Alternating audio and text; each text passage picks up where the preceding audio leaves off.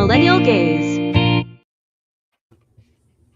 Hey, what's good? What's good? What's good, everybody? It's your girl May Money, and we got the homie Katie over here to the right, aka the left. Whatever.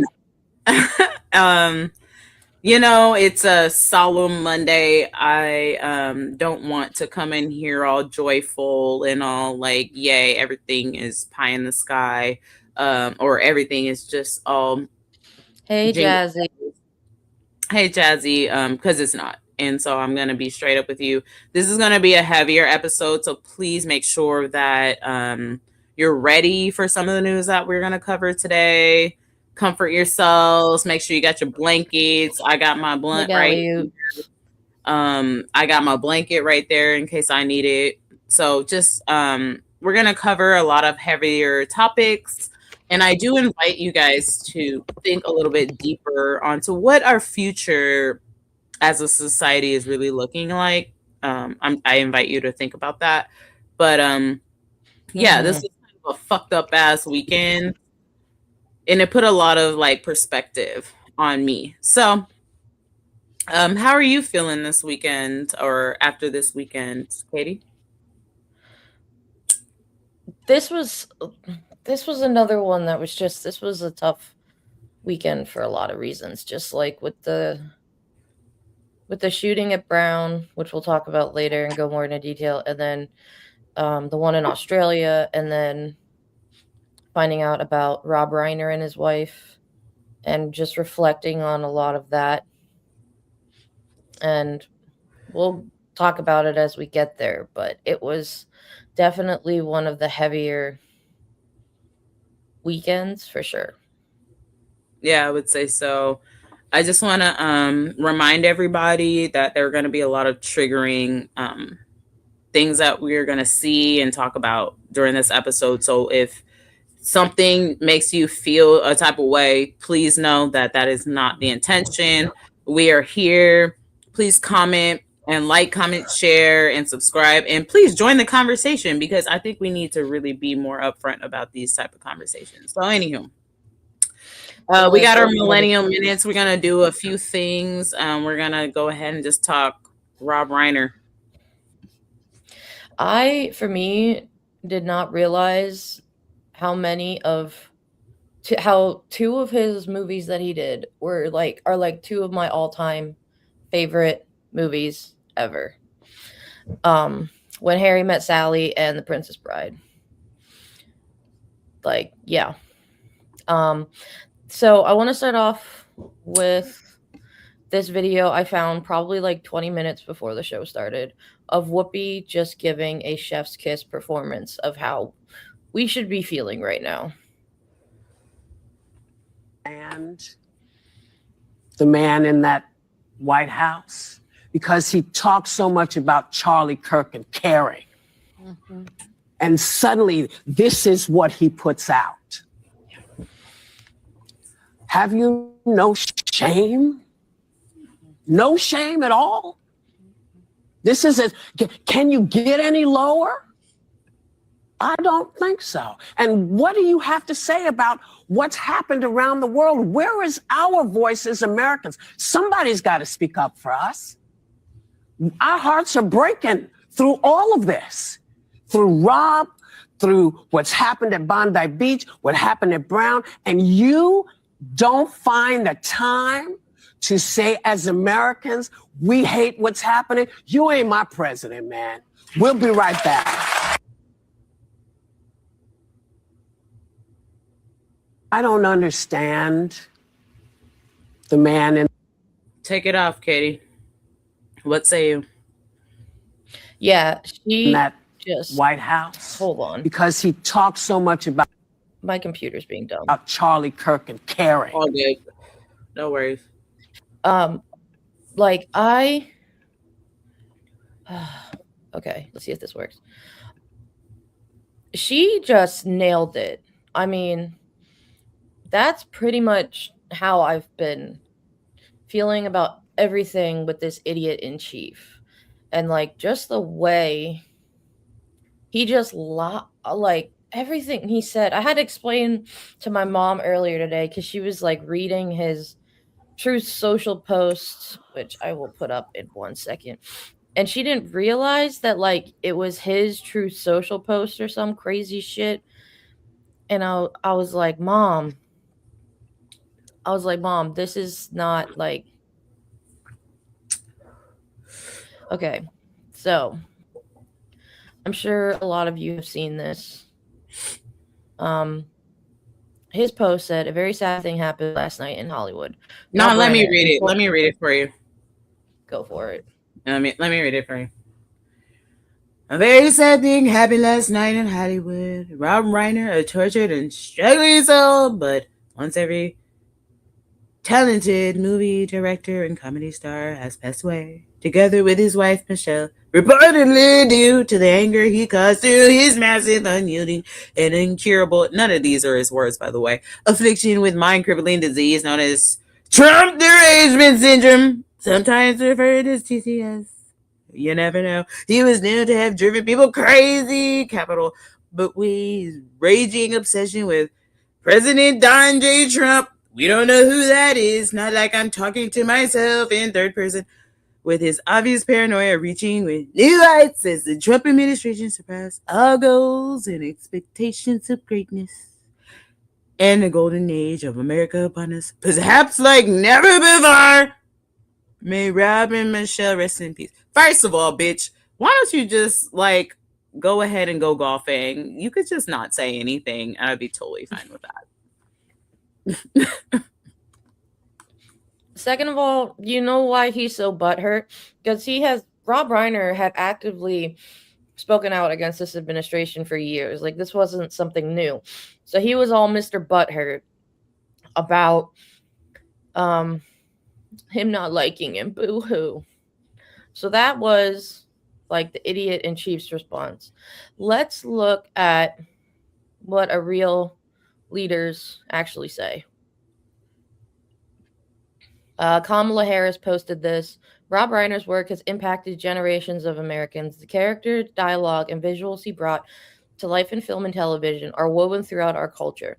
Rob loved our country, cared deeply about the future of our nation, and fought for America's democracy. Rob and his wife Michelle loved each other very much. They were dear friends, and Doug and I are devastated to learn of their passing. Our thoughts are with their loved ones during this tragic time. There's one. Let's see what Jazzy says. I have a really hard time dealing with anything that deals with inhumanity like Gaza, genocide, etc.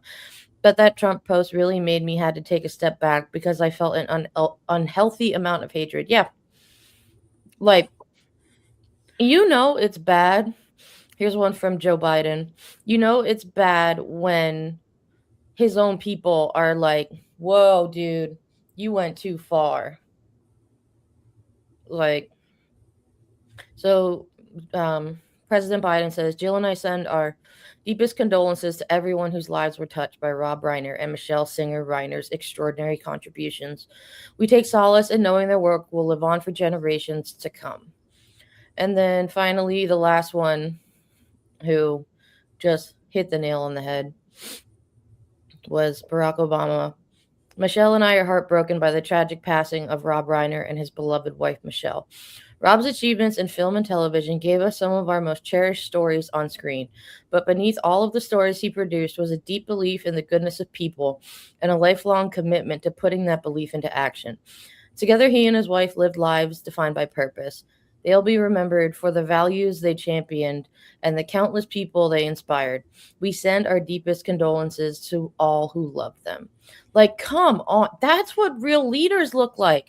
Not this whiny, bitchy bullshit that these assholes, like, I'm so sick of him. I'm so done. And I'm so done with everybody just like pussyfooting around him and like people just clutching their pearls because it's like, oh, well, the left didn't act this way about Charlie Kirk. Shut the fuck up.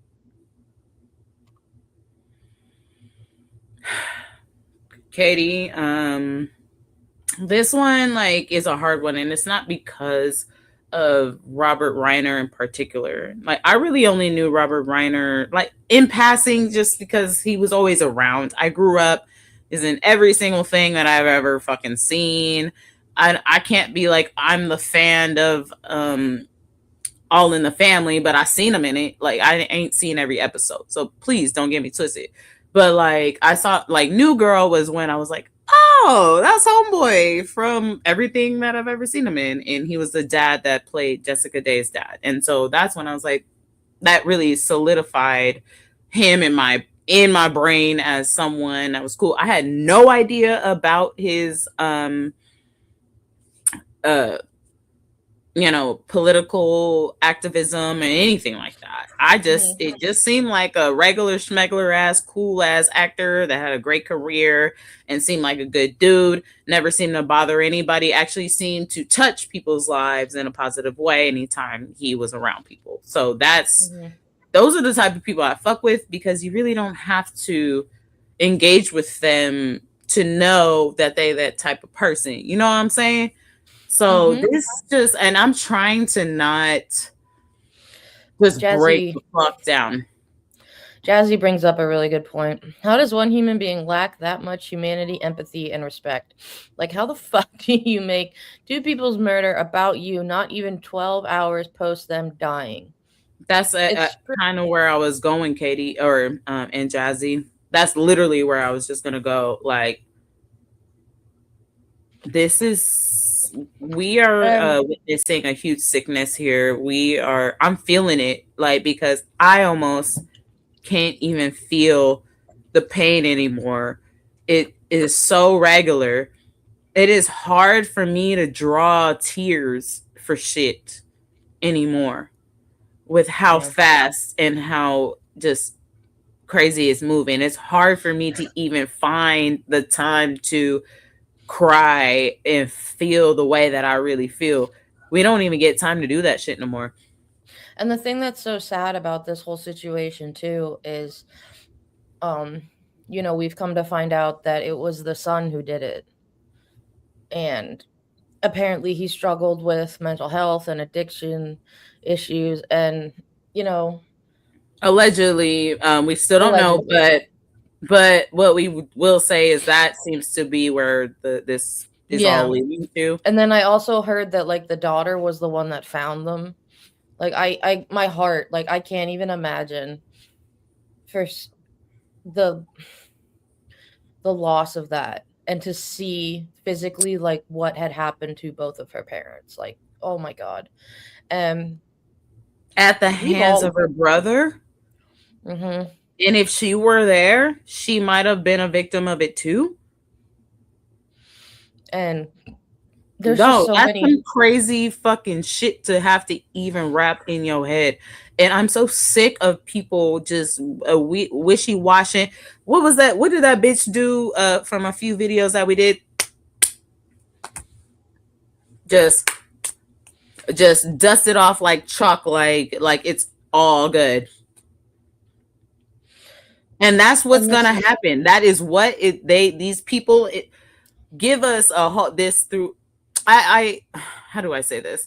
I highly recommend people just kind of keep an eye on the mainstream media, like look and like how they talk about this, because what they're gonna do, I promise you, is dust their hands off like this shit never happened. And we need to stop that. I think we need to bring these mainstream media companies down. We need to take money out of our news. We need to take money out of these people, because they have done nothing but cause damage and real pain to our country. And people are fucking dying. The next news station that I see that doesn't show real coverage of what the fuck is going on in this goddamn nation, they will be held accountable. I promise you that. I will make sure. I will fucking go to law school. Y'all gonna pay me to go to law school so that I can make sure that every single one of you bitches go to jail for your crimes against fucking humanity, dude. This is sick. Yeah. If you are reporting on this shit just all willy-nilly like it ain't nothing, letting these racist white fucking fascist people on your shit every day and talk like this while people are actively being murdered in their classrooms and in their homes, then we got a problem with you. I saw a thing today. I think it was iHip. The iHip ladies did a live for a bit. And they were talking about how fucked up it is that we live in a world where it's like, oh, we'll send my kid to the mall. They'll be safe. No, they won't. We'll send them to the movie theater. They'll be safe. No, they won't. Same thing with school. Same thing with the fucking park. We've desensitized our children and it's everybody to know you you're can't not even be safe in your own fucking home. Yeah. Like,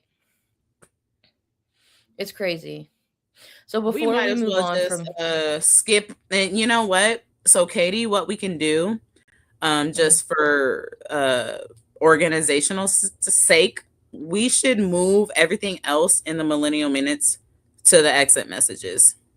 I think that would actually work a lot better. We could pick and choose from there. But let's just go on into the rest of the shootings because it's just better. So I want to just show before we move on, just to give us a break, my favorite Rob Reiner, a scene from my favorite Rob Reiner movie, and it is one of my favorite movies of all time. And this quote just hits me so hard. I'm sorry, Harry. I know it's New Year's Eve. I know you're feeling lonely, but you just can't show up here, tell me you love me, and expect that to make everything all right. It doesn't work this way. Well, how does it work? I don't know, but not this way. How about this way? I love that you get cold when it's 71 degrees out. I love that it takes you an hour and a half to order a sandwich. I love that you get a little crinkle above your nose when you're looking at me like I'm nuts. I love that after I spend a day with you, I can still smell your perfume on my clothes. And I love that you are the last person I want to talk to before I go to sleep at night. And it's not because I'm lonely, and it's not because it's New Year's Eve. I came here tonight because when you realize you want to spend the rest of your life with somebody, you want the rest of your life to start as soon as possible. Well, shucks. That is just like you, Harry. You say things like that, and you make it impossible for me to hate you. And I hate you, Harry. I really hate you. Yeah, clearly.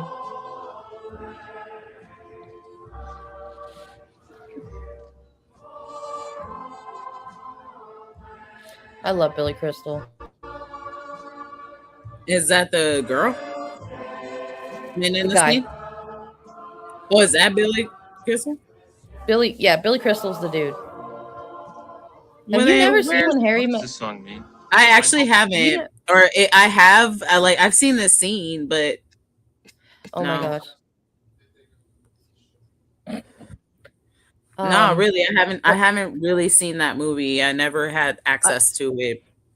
So I wasn't laughing at you. I was laughing at my husband saying something in the kitchen. Oh, he's talking shit. Yep. Yeah. Okay, hold on. So my favorite. I already said my favorite role, and that was his role in The New Girl. It wasn't like there, but it was like there, and I'm like, oh, that's homie. And New Girl, if y'all don't know, is one of my favorite shows. It's just a very good feel good one, and so. Hey, and yeah, I will definitely make sure to watch every single. I've seen a whole bunch of movies with him in it, and I just didn't know that was him. I'm very bad at like correlating names. Is actually the movies that I talk about more that have like been big on me have been movies that he's directed. So he directed When Harry Met Sally. Oh, he directed. Yeah, I didn't know that. He directed The Princess Bride. Oh, okay. I was like, I did not see that. I've seen the movies and I never seen them. Mm-hmm. You feel me? Yep. That's crazy. Yep. Okay, that makes Katie. Thank you so much. That like literally like put the Lego to the right piece. I'm a cinephile. I love movies. I love entertainment. So that's the only reason why. Like, yeah, I'm hanging out with a nice fellow that loves. Really good. We watched the Tenenbaums, Royal Tenenbaums with Ben Stiller and like everybody else. That was a really good movie. I've never seen it before. It's just a nice experience. Before we get into the heavy stuff, I knew my husband was the one when we both sat down and watched Monty Python and the Holy Grail, and we both quoted the entire movie while watching it. I was like, that's it right there. Yeah.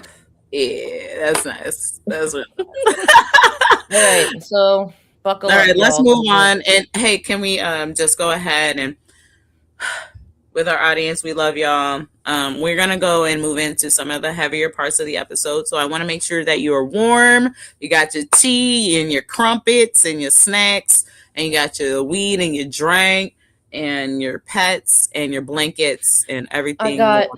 I got my water and I got my fake Doritos because I can't eat real ones. I got my lukewarm tea at this point, but it's still a little warm. But I do have to watch that movie, Jazzy. I have yet to watch that one, and I love Robin Williams, so I need to watch it. oh, Robin Williams too. I was just talking about him yesterday. Anyway, we will get there. I've read What Dreams May Come, but anywho, I just want to give a lot of trigger warning into the next segment of this. This might be a very sensitive topic to talk about to a lot of people. Please show yourself some grace. If you can't be here with us to talk about it, please make sure that you take care of yourself. You can come back later, and that's all good. We're going to talk about what happened at Brown University, and let's just go ahead and run it. Pitchforks says, I'm cooking fajitas. Y'all can't bring me down. Hey, man, fajitas, they'll put you on another level for sure. Now have more information about the suspect in the Brown University school shooting that left 2 students unalived. The suspect was none other than a 24-year-old straight white male named Benjamin Erickson. No, he wasn't black. No, he wasn't an immigrant. He wasn't Muslim, and he wasn't trans. Just another crazy lunatic white guy, the demographic that statistically, no matter how you slice it, makes up for the most gun violence in the United States of America. And you would think if we were the greatest country in the history of the world, we would do something about this, like perhaps make it harder for these crazy people to own access to firearms. Well, Donald Trump today said things like this happen. That was his response. He says things can happen and that he's praying for the victims. Great. The only thing I pray for is that the entire Republican Party never wins an election ever again, because they are completely compromised by the NRA, and they'd rather see school children get slain than see a safer America. So we now have more information about the suspect. Okay, Katie. So let me just start with something here. Brown University. Ooh, did I just remove myself? Shit. Out. Okay, sorry. That was weird. My bad. We need to really think about this because we have another 2 people that are dead, 8 people, 9 people actually that have been slain. That's what happened. Brown University. Meanwhile, there are a whole bunch of other situations going on in different parts of the country. But something that has really been perturbing me in my soul is that this is normal. This is normal now. People are like, stop normalizing. Normalizing is not a thing anymore. We have normalized. It's cemented in our culture at this point. Not when it comes to something like this, yeah. And the crazy thing is 2 of the victims that were at the Brown shooting had been victims of school shootings previously. Yep. I was going to say that. I think they were both in high school. One of them was in the Parkland in Florida, and then the other one in California. Absolutely. And like the fact that, and then yesterday was also I think it was the 23rd anniversary of Sandy Hook. And damn, guess it's been what? 23 years since that. Damn, I think so. That's crazy. And guess what? No major laws have been changed. Nothing. Not actually. We backtracked. Meanwhile, in Australia, after all of that, they've already had legislation meet in Australia to prevent it. Thank And you for Australia bringing that up. and Australia could have been 1,000 times worse if they hadn't had stricter gun laws than they had, because they only had shotguns. And if they would have had automatic rifles, it would have been so much worse. Yeah. Yeah. And thank you for bringing that up, because while I was putting this show together, the Australia thing I didn't even get wind of yet. Like putting this show together was really hard for me, you guys. I actually just had a hard time having to filter this news through myself to even get it to you, because I had to keep up with the horrific shit while I'm sitting with someone who already kind of suffers with a little bit of depression and well, a little bit, but like suffers with the ability to internalize the shit that I have to internalize to do what I'm doing, while I'm trying to take care of someone that can't even really take it, you know what I mean, at all. And it's really, we have really fucked ourselves up at this point. And I don't know. I'm at this point where I just feel so weird. Like I feel weird at this point. Like I feel All of the stupid numb. shit that Trump, all the stupid shit that like Trump and Vance, because Jazzy brought up, like Vance said something a little while ago about like another shooting that was like, oh, this happens. This shit it was never funny, but now this shit really isn't funny. This has to stop. More, and this is supposedly the pro-life crowd that don't want these babies to die. What about all these babies that are somebody else's world that are gone or never the same after something like this? So if you want to sit there and trauma that we are putting people through right now is crazy. These people want to sit there and try to fucking tell me about all these babies dying when they don't know shit. They don't know science. They don't know anything about health or women's health. And like that, this is just what's happening now is just unfortunate part of life. Fuck you. Fuck all of that. And fuck anyone who says that like this just happened. No, it shouldn't. It absolutely shouldn't. And the fact of like, for me, if I even trying to think about losing my child to something like that, that's preventable, completely fucking preventable. And the other thing about Australia, you know how these fucking Republicans love to say, oh, it's always a good guy with a gun that can stop a bad guy with a gun. That wasn't the case in Australia. That guy who saved all those people put his body on the line, no gun, got shot twice, and is still in critical condition, put his body on the line and saved lives. I know, Katie. It's been kind of weighing on me a little bit. I ain't gonna hold you, because I'm just thinking about like how dark this has gotten, and like I haven't really thought about it, but like now it's really starting to hit me. Like I really don't see much of like a sorry, I just feel a little emotional right now, but I don't really see like a good future for me, you know? I don't. Like, I don't see like what I was indoctrinated into living.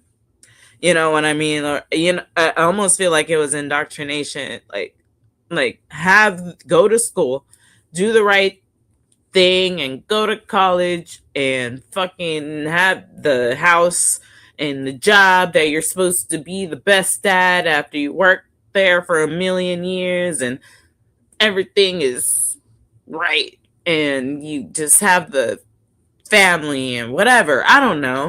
It was a whole bunch of bullshit. And I feel like we get that, but I mean, these kids that I care about, we have to have a lockdown fucking this week, like a lockdown training for kindergartners this fucking week.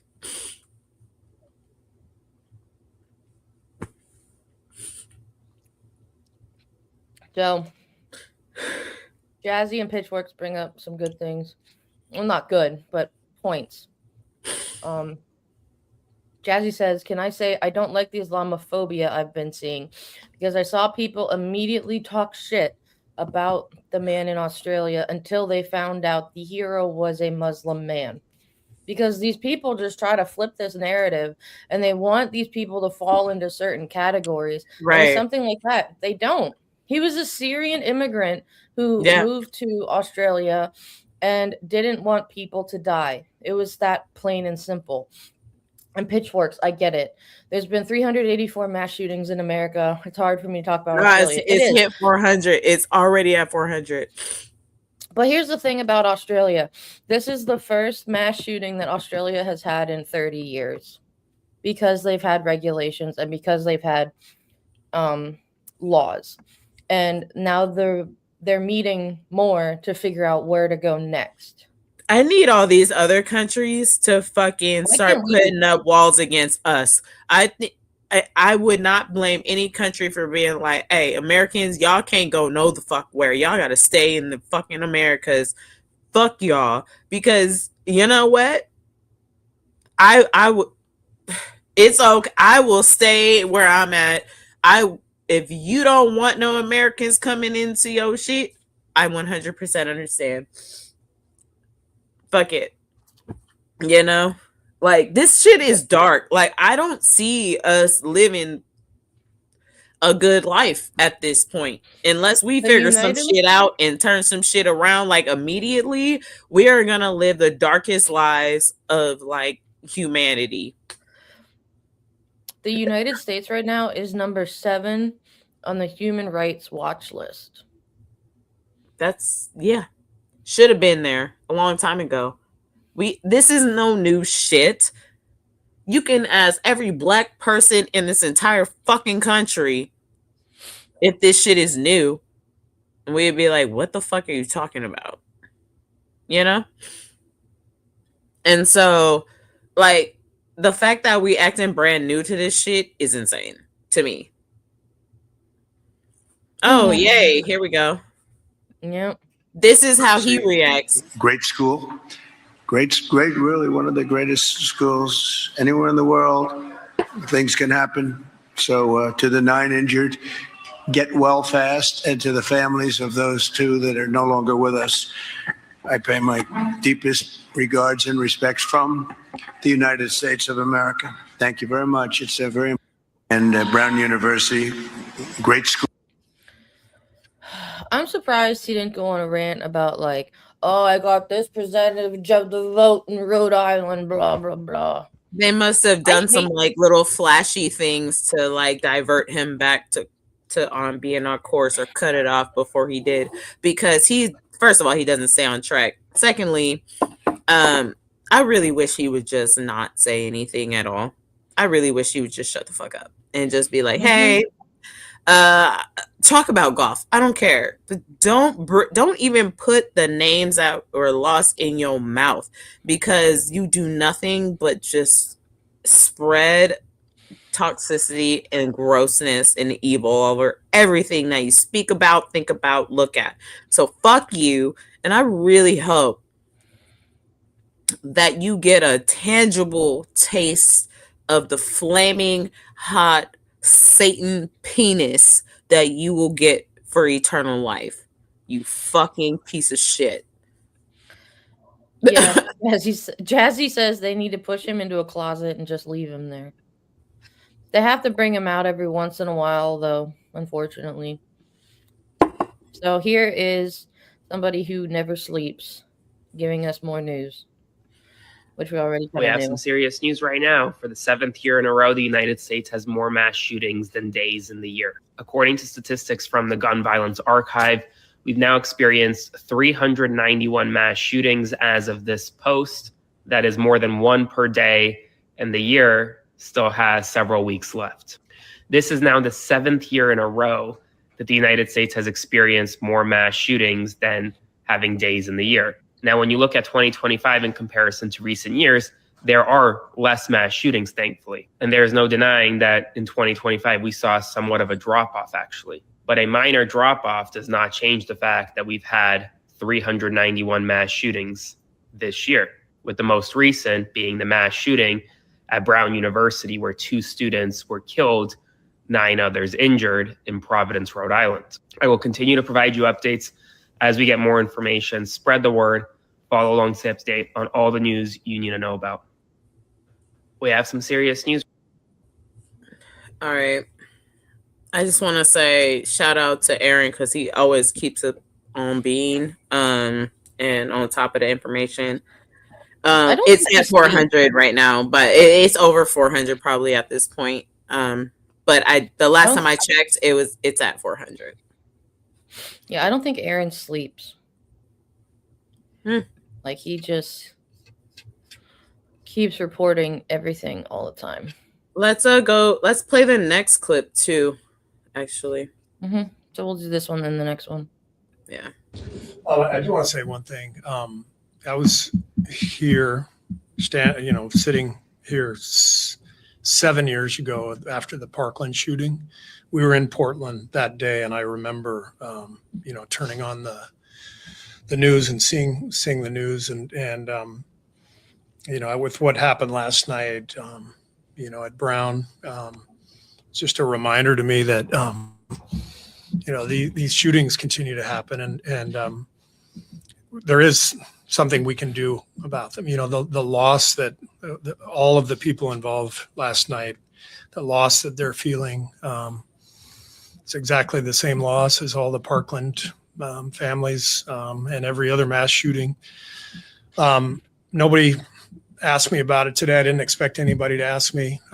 I doubt we're going to do a moment of silence out there because it's human nature just to not want to deal with this stuff. And it's human nature just to think, this is so horrible. Let's just not even think about it. But we have to think about it, and the vast majority of gun owners in this country are responsible, law-abiding citizens. They have every right, to own a gun. But it's on us to decide if we actually want to take action, as a country, as citizens. We know that there are common sense measures we can take that will save people's lives. And I just want people out there, it doesn't matter if you're Democrat or Republican or gun owner, non-gun owner. I just want people thinking, what if it were my child? What if it were my brother or sister? Would you be willing to stand up to your representatives and say, you know what, enough. I'm not going to vote for you unless you are going to stand up for gun violence prevention through common sense laws that the vast majority of Americans agree on? Or are we just going to continue to let the gun lobby run us over and not do anything to protect each other, to protect our children, to protect our future? We have to make that decision. And so don't just look the other way, even though that's human nature and I understand it. Think about it. Do you want something done? Do you want your child to go to school terrified every day? Or you want to actually take action? Because that's what a democracy is about, where we demand that our representatives protect us. And that option is there. So we can either, just do what we're continuing to do and let these things happen, or make some demands. And so as you're thinking about this today, think about what if it were your own family member. Thanks. Whew. That. And the whole time when he said, like, can you imagine if it was your child? The first thing that popped into my head when he said that was, could you imagine if this were Barron Trump or one of Just Dance Vance's children? Nobody would give a fuck. Probably wouldn't give a fuck. Like, look we will get to that. But I want to introduce to our new people that may see this video. That was Coach Steve Kerr of the Golden State Warriors. He has nine rings like this. He used to play with Michael Jordan and everything, but he has become the coach of our Warriors team. And he's always been a leader. And there's one thing that I didn't know about him until, I don't know, maybe a few years ago, is that his dad was a victim to public, like, political assassination, pretty much.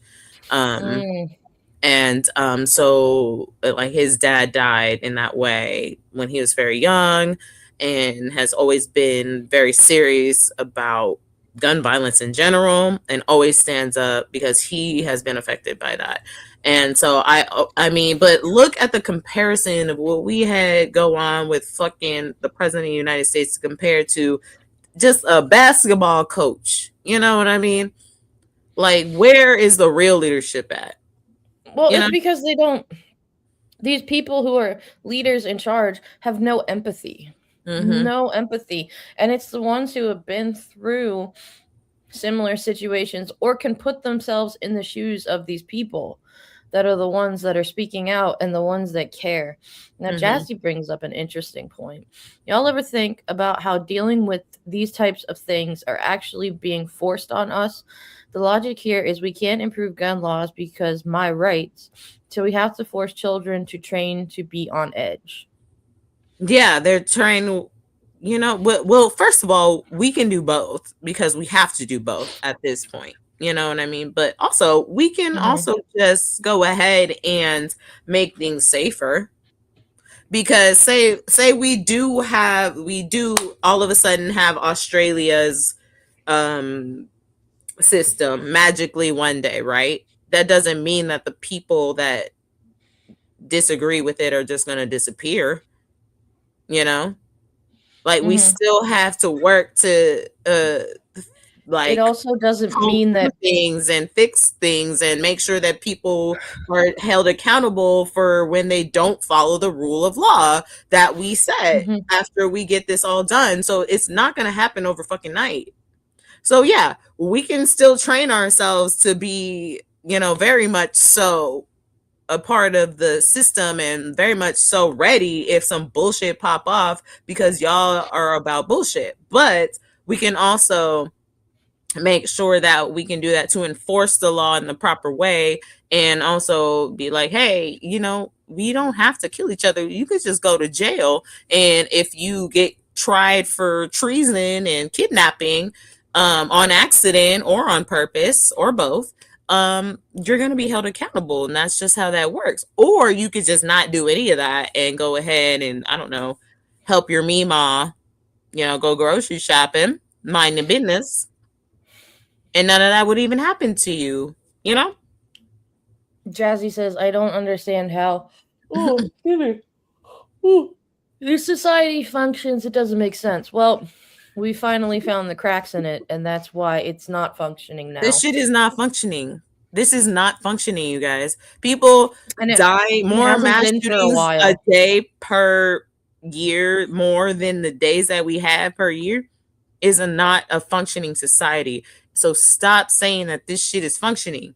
That's why I've been saying that we need to have a general strike where everybody just stops doing what they fucking doing. I'm pretty sure everybody has enough food in their pantry to fucking survive, at least the regular schmegler people, to survive for a week, and see how that works if you just don't go to work. And then if we need to do mutual aid, then do that. And if you're not willing to do that, then you're on the other side. You getting booted to the other side if you're not willing to sacrifice something. Because look what we're doing. You want to go down this path, or you want to at least do something. This is not functionable. This right here, what this young man is talking about right here, is not a functioning society. Go ahead and play it. Who is graduating this month, was leading a study group of about 60 students inside a lecture hall when the shooter walked in. Right after he mumbled whatever he said, that he just started shooting right away. There was no hesitation. When you made eye contact with him, what did your mind tell you in terms of what was happening in that moment? Immediately when I saw him, I saw a gun. The gun was so big and long that I genuinely thought, like, okay, this is the end of the road for me. So I texted my entire family. I said, I love you all. I love you all. There's an active shooter. Please pray. And then I texted my parents, oh my goodness, he's in the room. God, I'm so scared. Oduro says he held on to one student who was shot twice in her leg, comforting her. I gave her my hand to squeeze it as hard as she could. I said, put all your pain on me because I could take it. Joseph Oduro, who is graduating this month, was leading a study group of about 6. So this is what we have to train ourselves for at this point. I really am serious about this. Like, I really highly recommend people know how to do CPR, know how to like tie up a wound, know how to help somebody in that moment if they need it, where you can at least try to help save someone's life. Because that's how far we've gotten into the probability of some fucked up shit happening to you on a regular schmegular ass day in this country. So knowing how to protect yourself and having community, having resources, having contact information is so important right now. And please heed my word. Take heed of my fucking word. I'm saying it right here on the Millennial Gaze on, you guys, like this, we are in dangerous shit. And we really need to start thinking about how we're going to operate through the society that we're living in. We are living in a different reality that we're operating in right now. All this talk, all this just thinking that everything's going to be okay and hoping and wishing. No, like there are gunmen at your doorstep. There are people hopping out of your cars, smacking you off the side of the road, willing to snatch you out of your car and drag you into an unknown world, dude. That's the reality now. And if you can't accept that, I'm sorry, but you're the first one to be the victim of this shit. Get it together. This is the reality of America right now.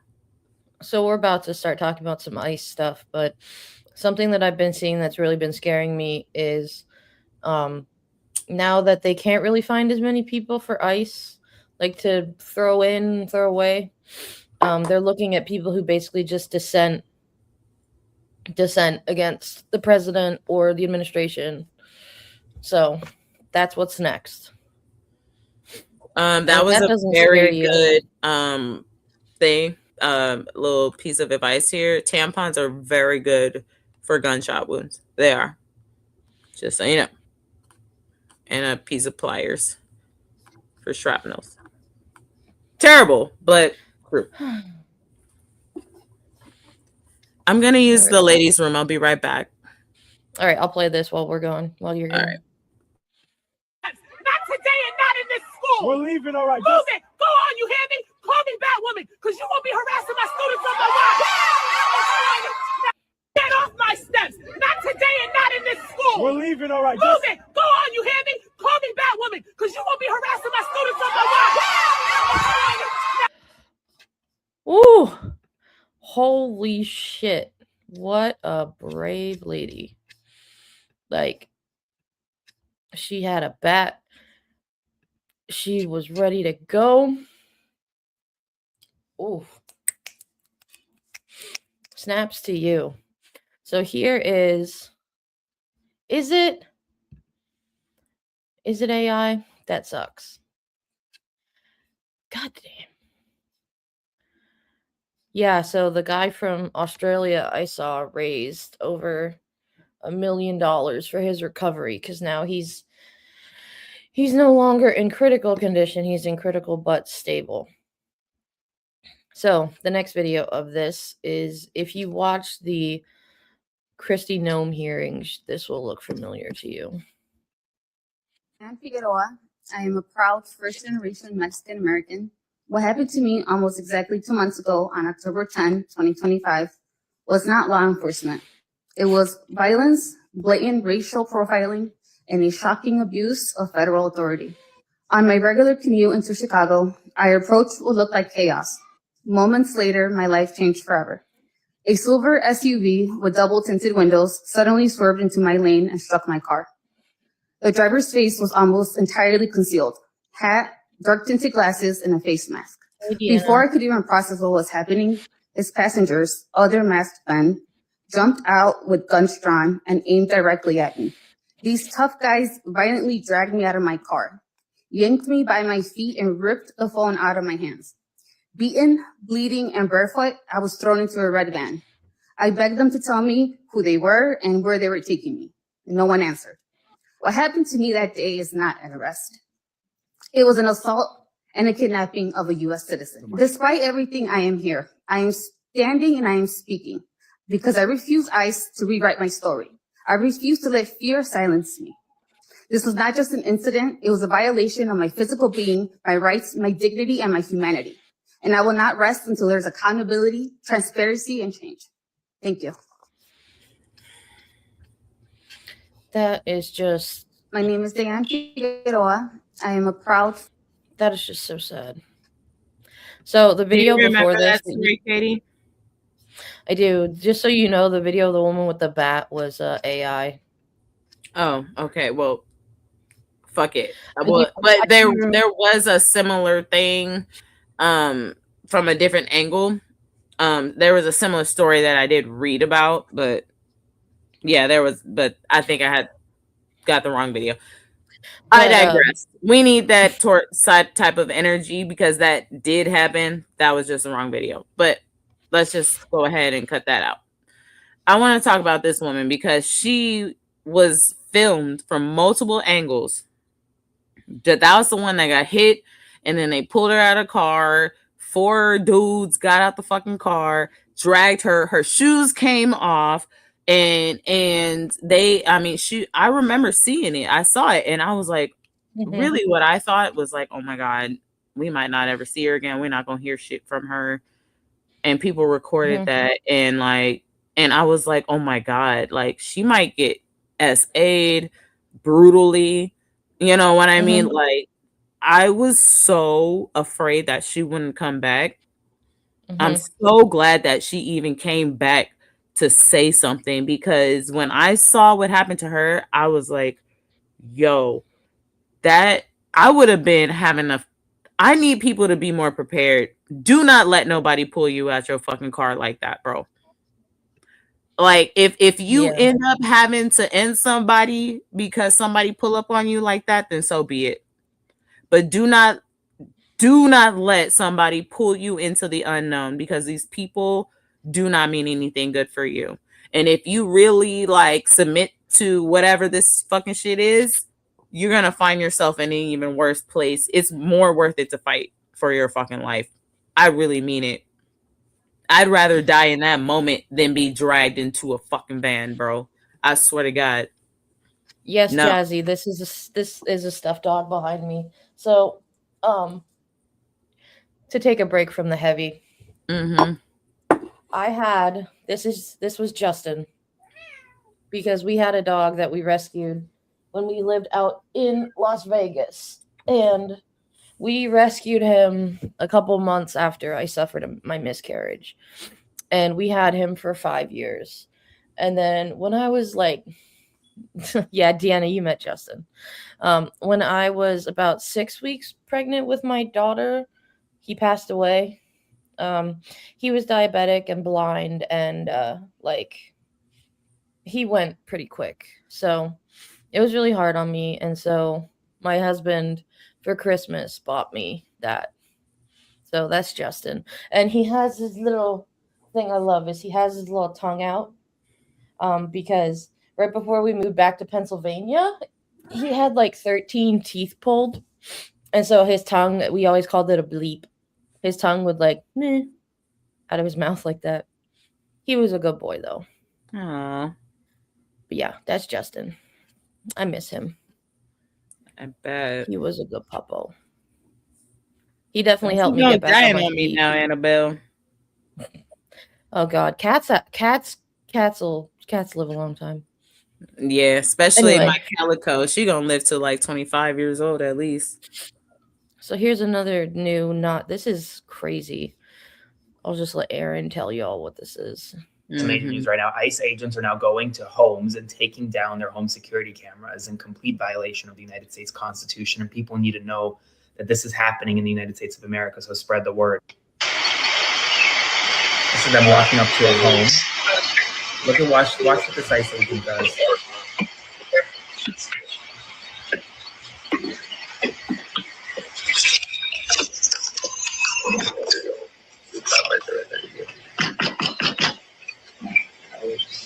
Now ask yourselves, why would an agent need to take down a home security camera? Unless they want to do something that they don't want videotaped. And the truth is that the moment this ICE agent actually took down that camera, that likely was a Fourth Amendment violation. Video was from David Beer from the Cato Institute. The camera was attached to a home. That would constitute a search under the Fourth Amendment. As an agent, you can't conduct a search just because you want to. There needs to be some legal basis to do it. And what we're seeing here are ICE agents just completely skirting the law. Spread the word, following from with SM agent. Okay, so Katie, come on now, bro. When is enough where we're just gonna be like, oh, well, maybe? Because one thing that I saw, you guys remember that Necessary Conversation podcast with the 2 kids and the 2 parents that like can't seem to find any common ground because of their beliefs with MAGA, and you guys know what I'm talking about, right? So like they were always talking about, well, you know, they might have a reason. And I really think that there are a lot of people on our side that think, and about fur all over my mouth. They're talking about, well, there must be a reason. There must be a reason that they're doing this. Like this does. It's not. These people are just fucking evil. These people are kidnapping you. They're taking your cameras off of your fucking houses. They don't give a fuck what papers you got. They don't care. So stop falling into their trap, believing that they have your intentions in heart. For real. Fuck that court case. Fuck that court meeting. Don't go unless you can do it on Zoom. And then honestly, no. Something that scares me is like one of the things that people always say to, like, if ICE comes to your door, don't open the your door. But we've seen what they do to car windows. You don't think they're gonna do that to your house? You think they're gonna just wait? They already do. It's gonna get to a point where it's like they're not gonna wait for a hey, come in. No, they're just gonna barge right through. And so now all of a sudden Americans don't give a fuck about the Second Amendment. And you know, bearing arms doesn't mean just guns, you guys. I'm sorry. Just letting you know that. Yep. Arms could mean straight up arms. Like the ones in your hands. Do not let one of these bitches kidnap you. Do not, because you do not know. There have been multiple reports that once people get kidnapped, they get, and if they make it out alive, they are brutalized multiple times, like raped and assaulted and all sorts of shit. They're never gonna be the same when you come out. So please stop recording people. If you can record, but also like, hey, stand in front of them, you know, kick their phone out their hand or get, you know, do something. Don't let them put somebody in the car, because the things that are going to happen to them, you never know where they're going to go, where they're going to get lost to. They're children. There's still, I think, an Asian child, like a 3-year-old that he's just gone. I think it's a 6-year-old. Okay, well, he looked little. I'm not sure. And I don't know. I don't care how old he was. He's gone. Yeah. He has not been heard of ever again. Black women, black children, they go, they don't even care about us. They never cared about us when we go missing. But like y'all doing this now. I like Pitchfork's comment. Oh, there's a reason. They're fucking fascists. Yeah, you know, and that's something interesting. Yeah, let's keep going. But one more thing. Check out Don's show, because he was saying something, or somebody was saying something about fascism and about how it is literally like all of your freedoms are like, it's like promotion of not having rights and not having freedoms. I don't know if it was Don or who it was that I was listening to this morning, but it was very interesting. I might try to go back into my Do you video. want to show the Christy Gnome thing or just skip that? Skip that bitch. I don't even want to see her. Fuck that bitch. All right, this is the last part of the ICE segment. Let's go ahead and run that. Them by the parent of an ICE agent. And that got me thinking, if you're the parent of an ICE agent or an ICE agent, you may want to tune in. See, my mother's always been there to help me see what I wasn't seeing, to offer me words of wisdom when I was operating in life without an eye for consequences. Please allow me to offer that to you now. I am actually trying to help, believe it or not. See, you seem to be operating as though this administration will always be in power. Nothing could be further from the truth. And when a new presidential administration does make it into office with an eye for holding these guys accountable, two things are going to happen. They will happen. The only question is when. Number one, the Supreme Court will get stacked, either 13 or 15 justices. And number two, this is where you need to pay close attention. When Trump came into office this time, he completely gutted the Civil Rights Division at the Department of Justice. Then through the big, beautiful bill, he allocated tens of millions of new budgetary dollars to ICE and DHS. You obviously know that. But when a new presidential administration comes in to hold these guys accountable, they're going to take those dollars from DHS and ICE. They're going to throw them back at the Civil Rights Division at the Department of Justice, and they are going to hire a shit ton of attorneys to process the backlog of civil rights abuse cases that will be easily prosecutable using the audio and visual documentation currently being compiled. Many of you think that those masks will help you avoid accountability, but they will not, because if you think about it, you've been walking around with a cell phone in one of those tactical pockets of yours, and all they need to do is take the date, time, and location stamp from that video documentation and superimpose it with the date, time, and location stamp of your cell phone records. And when the courtroom portion of the shitty reality TV show does begin, ICE agents will begin throwing one another under the bus to offering testimony to avoid accountability for themselves. And Christy Gnome's not going to keep you out of the hot seat. She can't even keep herself out of the hot seat. Nope. And if you're a minority ICE agent, I wonder if you put any thought into when that does all start, who do you think those racist white ICE agents are going to point the finger at? Anyway, for all ICE agents, at the very least, at a bare minimum, at some point in the future, there will be a knock at your door. You are going to spend years of your life fighting in court, both criminally and civilly. That's a fact. Worst case scenario is you will go to prison if you truly are involved in violating someone's constitutional rights. And if you're a minority ICE agent, I wonder who you will look to for protection in prison. The Aryan gangs aren't going to help you, and I doubt the ethnically specific gangs are going to want too much to do with you either. And I wonder, during this period of time, how many of their relatives you will detain and or deport. Remember, guys, I know you got a $50,000 bonus, but all that glitters is not gold. This will happen. It's just a matter of when. I saw this creator responding. Oh, well. I want it to be like the OJ. I want it to be like the OJ case and like televised, and so we can all sit at home with our popcorn. Be like some OJ Nuremberg type shit. Let's go. Bruh, that's gonna be some of the most, like, bro. That's Especially why I've been trying to say, like, every day on our channel, hey, these are warnings. These are not us trying to be like mean or hateful. We're just trying to tell you, you know what, get a regular schmegler ass job, because being an ICE agent will land you in prison for the rest of your life for treason.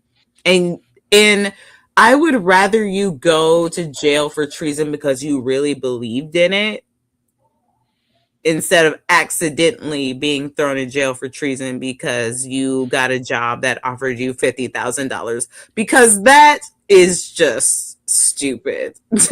That is just embarrassing. And yeah, you are still either way going to jail for treason and kidnapping and potential murder and all sorts of war crimes and all sorts of shit, because you were too stupid to know not to research some shit. I don't want that. I was just following orders didn't work in the 1940s, and it ain't gonna work now. Because I had seen somewhere today that like something that's really been, I don't know why it took this long, but something that's really been pissing off the military is how Pete Hegseth and Trump have been treating Mark Kelly, because Mark Kelly is like he's one of their own, and he's a fucking officer, and Pete Hegseth talks about like, oh, I led my platoon, and that's like 1,000 people. Mark Kelly was like a sergeant or a colonel or something very high up that was like thousands, tens of thousands of people reported to him, and he was a true leader. And they're like, no, we're crossing the line here. So and I just hope that kind of shit just keeps happening, and I hope that all this shit that's just being recorded is just getting put somewhere safe, so that when we need it, we can just get it. Pete Hegseth is a fucking douche. All right. Next. Like, comment, share, subscribe. Oh my God. Oh, you know what? So I put this segment here for you guys because I knew we were going to go through a little bit of a heavy moment there. But this starts to get a little bit more fun and a little bit more like, hey, if you want to talk some shit, this is the shit talking moment. Please get creative in the way that you describe these pieces of fucking assholery. Get a fucking life! Fucking losers! Fucking cowards! Take the mask off, bitch!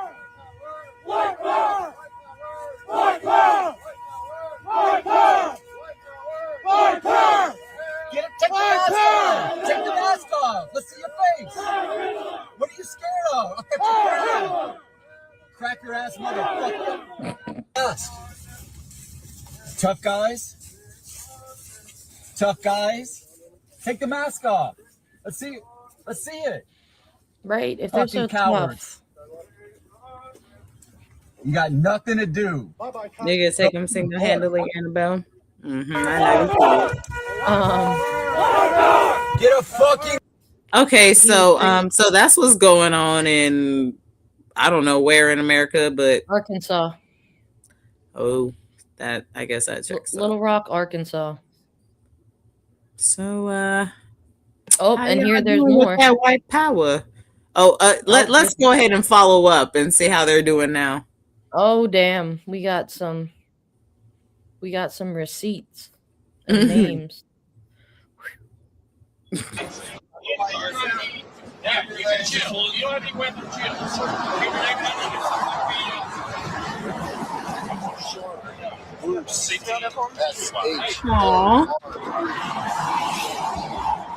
Ew, your hand looks there were neo-Nazis demonstrating. By the way they're dressed, you can see that they're the Blood Tribe group. They are a neo-Nazi group that believes in a white ethno-state in the United States. They are anti-LGBTQIA, anti-anyone of color, anti-Semitic, and also they do not allow women to join their ranks. They were pulled over by police, and the body cam footage became available, and for some reason, none of the notes the police took were blurred out, so here are their faces and names.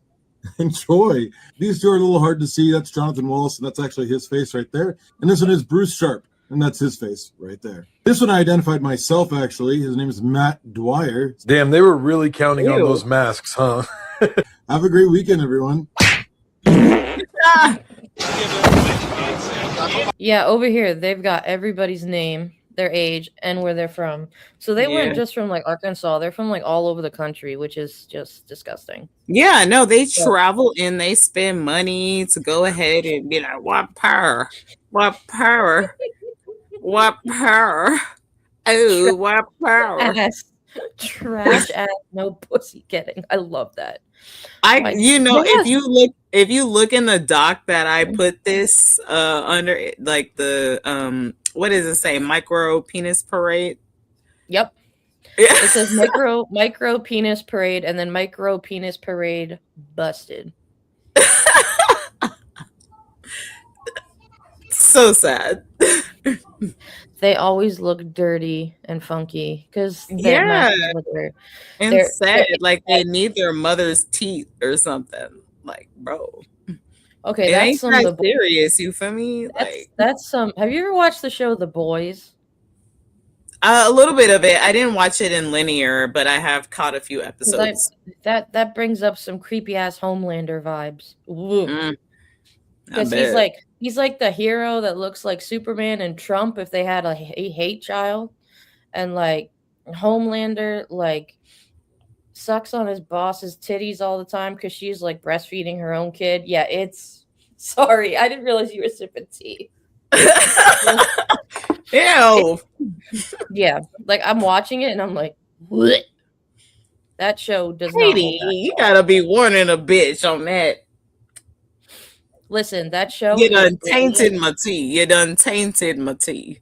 The show is brilliant, but it's a lot. Like they don't hold back whatsoever. Yeah, I heard that was a really good one that I would like it. A lot of my friends. Okay, so actually, let's go ahead and check this bitch out because I want to talk about something real quick Oh, before look we. at her. I mean, look at her face. I She's don't just know who mad. this bitch is, but she been popping up on CNN a little bit more often than not, and I'm like, all right. So put that I'm bitch down real so quick.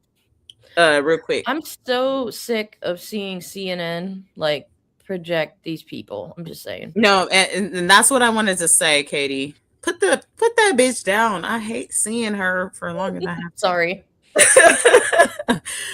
Yeah, exactly. Her pointy ass head looking like a fucking candy corn.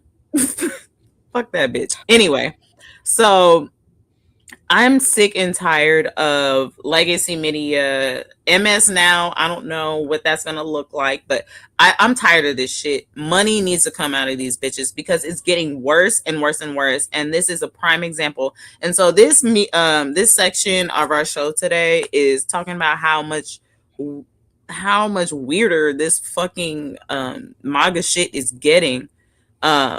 We need to really be paying attention. I know you don't want to. I know it's gaglicious, but like it's what we have to deal with, and we need to start living in the reality. We need to start fighting the shit that is in front of our faces and stop being like, oh, it's gonna be like this, it's gonna like turn out like that. No, you gotta fight the fight that's in front of you. You know what I'm saying? And we're not doing that. And we're over here clinging to a reality that has been long washed down the fucking river. And I really want my people to start, like, it would be so much easier to fight this fight if we were fighting the reality in front of us. And these are the people that the CNN that you knew a long time ago is gone. They've been gone. They are gone. And you can tell by this right here. Go ahead and run it. Like, comment, share, subscribe. Don't forget to bring some friends. We've seen 81% of Somalians are on welfare. 35% of Somalia's GDP is remittances. And now they've stolen at least $1 billion, maybe $8 billion. And so there's a question, the Somalian community. No. So there's a question, do we want to no. to allow the people... Somalian community did not steal $1.6 billion. The 60 or so people who were convicted or who were charged with those crimes, they are responsible. Why is this collective responsibility thing now suddenly this is an important point to make, and this is something that I think the American people resonate with. Culturally, there are things that we do not want in America. Oh my Female God. genital mutilation happens in Somalia. We don't want that here. So I think it's okay to say, look, there are cultural things that we don't want to bring into America. Wait, look, there are people I did hear that, who we allow Jackie. in this country who have multiple wives. They, polygamy. I don't totally want to encourage fine. that. I don't want more of that. But they're here. They're Americans just like everybody else. But I don't we want understand. more of that? That's the question. I mean, I couldn't afford that if I'm just being, I'm just being honest. Talk about inflation. Yeah. And you got to pay for Look, what we multiple want wives. on our immigration policy, we want to get the best and the brightest, and we do. And immigration is a great, great benefit to the United States. It's a comparative advantage over the rest of the world. But we can be selective in terms of who we take. People want to come in and work. We want people who are going to work and produce, and not people who are going to go My only question is, are you you know going who's to the treat most, people as a group, or are you going to treat them as individuals? That's the question I'm asking. Are you comfortable with an immigration policy that says that we're going to just say, because you're from a certain part of the world, because you're from South Africa, but you're Black, you are not allowed in this country because as a group, you are guilty of group sins. You are guilty of group cultural flaws that make you incompatible with this country. I see people making that argument. I'm just curious if that is compatible with America as you know it. Can I say something about that, Abby? Do you understand how dangerous this mindset is? Like, could you imagine if we were like, okay, we should not have we can't let any more white people into this country because, you know, we have too many constant school shootings of white people, of white people committing school shootings. Like, you know how insane that is?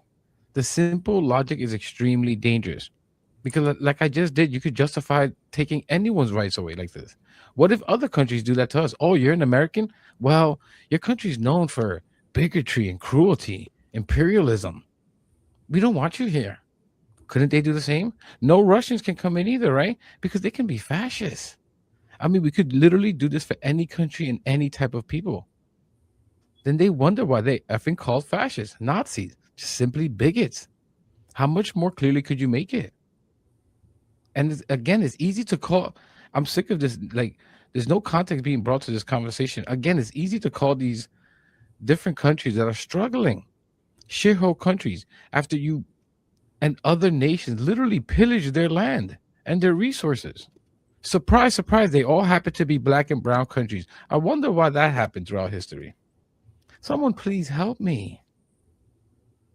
Like, they want to make it seem like it's just naturally like that, like gravity. It just happened to be.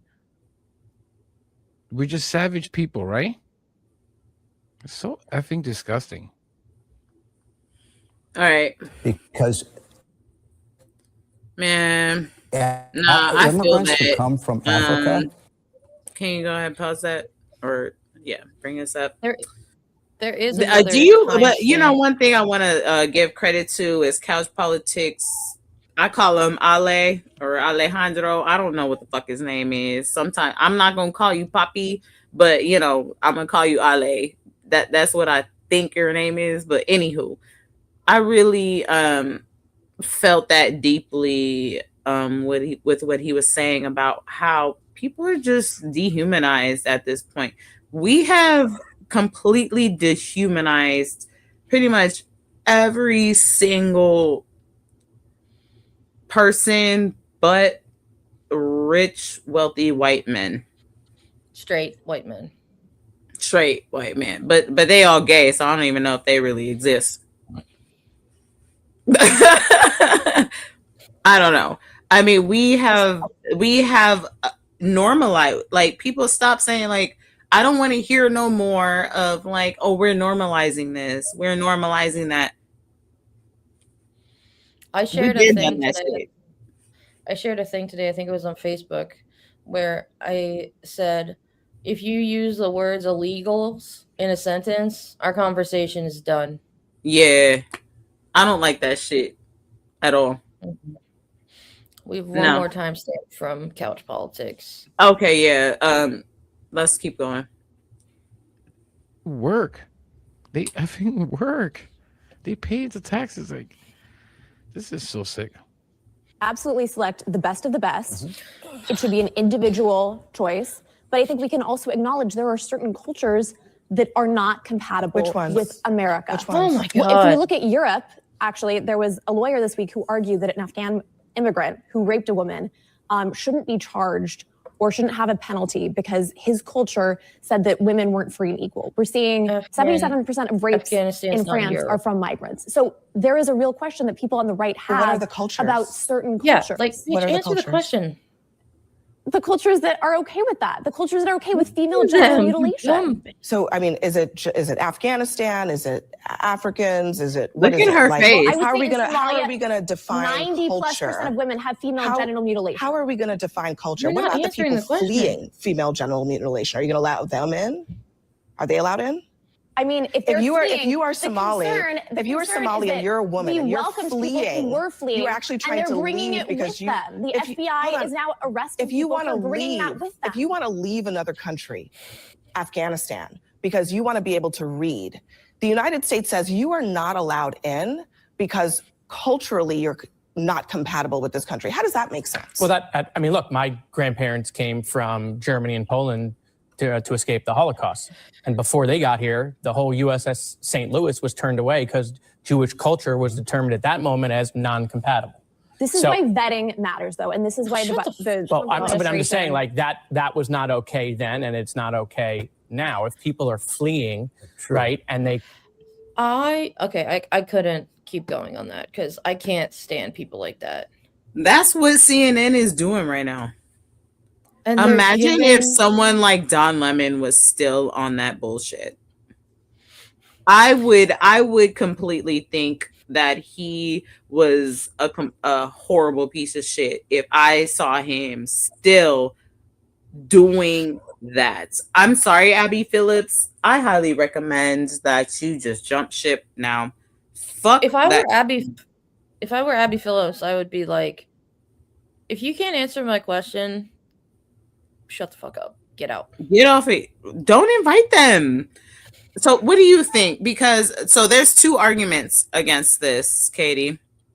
So people are like, well, we should bring these people on because nobody really knows they're out there. And I get that, like we need to hear how these people really are out here talking, and there are a lot of people that I did not know. So I can see that side of the argument. But then the other side of the argument is like, okay, platforming them, right? Like, is that dangerous, or like how dangerous does that get?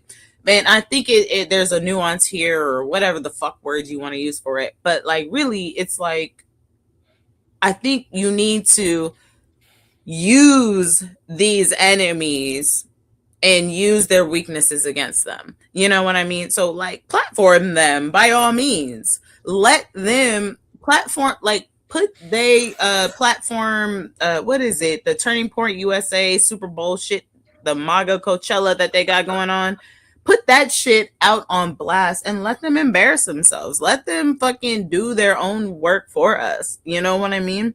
But I don't know. Jazzy, Ben Shapiro goes on CNN because they give him money. That's why. And the fact that CNN is in cahoots with them, like, we already know that. So what is CNN gonna do for us? That's why someone like Don, I would never have trusted him if he didn't do what he did. I'm glad. Actually, I think he's quite blessed and dodged a million bullets, like literally, probably because of like how dangerous dealing with these people is. You're gonna either be tied into some twisted, like fucked up, like, you better get on my news and put on your makeup and fucking tell my news the way that I want it. Otherwise, I'm gonna destroy you and your whole family. That's pretty much what it sounds like. At the time, I'm sure it sucked for Dawn. I'm sure. I've been in not that exact situation, but like I've been in similar situations where it's like I can't really see what my life is like without this. And then something better, right? You figure it out, and then it comes along. So, right? Jazzy, you brought up Erica Kirk and that shit. Oh, so we're gonna. That's where we were going. I saw a photo today of somebody comparing her to the Bride of Chucky. Oh my god, this shit is weird. Okay, so what is the name of this segment? This is the same. It's just the crazy MAGA people, but can you throw up the banner again? MAGA, wait a second. Yep. Just so I can get a little timestamp there. There we go. Let's go ahead and move forward into the Erica Kirk. More psychotic. I've seen her get more and more. Like, when you consider, guys, what she looked like, this photo was literally the Young Leadership Summit. Look at her. This was her 8 months ago with her little stuffed animals, and she's dressed up like a Koopy doll, whatever. She's a trad wife with her hair is like bleached out, and she was like the bubbly pageant girl, hey, guys, Glinda. it's Erica Kirk, right? And I mean, still a little weird. She still had the Jesus-y Bible eyes and shit. But she has like transformed from the Cupid doll. Dude, that's 6 months ago, man. And now she is like, slamming. She is like slamming fucking Jack Daniels. Yeah, the stress will age you. But like, dude, I don't know. I don't think they should have made her CEO, guys. I feel like the making her CEO was like, it's not a smart move, man. You know what I'm saying? It's not a smart move. She's got kids. We don't even know who's tending to these kids. She's doing fundraisers. She's doing multiple fucking Fox News performances every day. She's all over the TV. Everybody hates her. Everybody except a small group of MAGA people. They hate her. They're going to resent the shit out of her in about 3 months because she is like slamming herself down everybody's throat. She's trying to put her new grooming organization, Club America, in every school. She's like the ultimate like Moms for Liberty Stepford wife robot drone. That's, every time you open your door, it's like, goddamn, dude, Erica Kirk is standing on my front porch, man. Like, people are going to be calling the cops. Like, dude, can you get Erica Kirk off my front porch, please? Dude, it is like Erica fatigue. Yes, to the max, dude. Can you pause that right there? Yeah, like, God, she's Bruh, like, bitch. So please, can I jump in here? Because I said this before I even saw this clip. I was like, bitch, I did not know who she was until all this happened, first of all. Secondly, I don't give a fuck about this bitch. Like, at all. And every single fucking thing that I see, this bitch is in the news, on the stage. I'm like, bruh, didn't your like dude just get like mapped, like literally in public? Like I think I seen it. Does she not know what her husband preached? I think she do. I think she was her husband preached the women should stay home with the kids and cook. How come you never see her with her kids anymore? This bitch is creepy. Some people have compared her to Serena Joy from The Handmaid's Tale, which is a very accurate. I ain't never seen it. I'm actually really afraid to watch it. Don't. Like, weird. It feels weird. Like, shouldn't you be doing this in private? And can I just say, the way she said there, I get it when she's like, tell it to my 3-year-old, but also her 3-year-old is eventually going to see a clip of her father saying, if she was 10 and got pregnant by a rapist, that he would force her to deliver the baby. Like, there's already some shit waiting for her daughter. Her daughter is going to see the things that her father said about women and about girls and about forced birth and all of that. Like, it's going to be unavoidable. I mean, there's already going to be a reckoning here for that young girl. That probably Can you go ahead and pause that real quick? What do you think about that, Katie? What he said there? Oh, absolutely. And how as a parent, how do you spin that? Like, how do you tell your kid just like, yeah, you can't.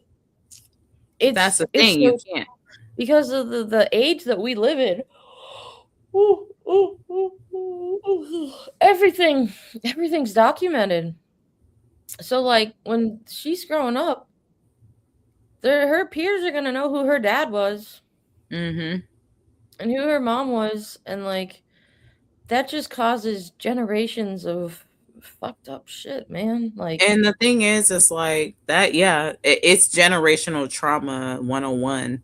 Like I don't know what the fuck happened to her, but she is obviously fucked up. Obviously, clearly fucked up. If y'all want to, we will make sure to put the links to everything that we watched down below so that you can watch in full entirety, because there are a lot of very interesting things that were said beyond what we showed you in the clips that we showed you. And that's why I like showing the clips of the other people, because like people like Tommy from Political Punk actually has a personal experience on the mentality of being someone traumatized in a certain way and things like that. And so I like hearing stories from people that experience, you know, a little bit of what the story that they're talking about, you know, and that's how I like to do it as well. Like, I don't like to tell somebody else's story. I like to tell the story from a way that I would perceive it, you know. That But shit was so creepy. Jazzy. Didn't she do please it don't like bring in that his shit up office? because I'm gonna have to burn a whole incense, and I'm running low. No, but what I wanted to just finish off before I let it off, I really do think that, like, this bitch is crazy. Like, and she is having like a whole ass like twisted mental breakdown, and she doesn't know it. Her children, I don't know where the fuck they are. I hope they're safe, because who knows at this point. I haven't even seen her children. I didn't even know she had children. I don't know what the fuck is going on over there, but I hope they're fucking safe, because this shit has been like watching a major train wreck, watching someone literally, but she was already evil as fuck, but like she's also like going through a mental breakdown, because let's just keep going. All right, let's watch somebody else have a wham breakdown. Fuck this guy. She made waves claiming that Charlie Kirk was betrayed by the very organization that he founded, Turning Point USA. In fact, one of Charlie Kirk's former co-hosts responded to all of her claims, and Tim Pool did as well. And ironically, Tim Pool called her a grifter, and she predictably responded to him saying that, and it's just escalated to the point where he had this crash out on his podcast over Candace Owens. Candace Owens is a fucking evil scumbag.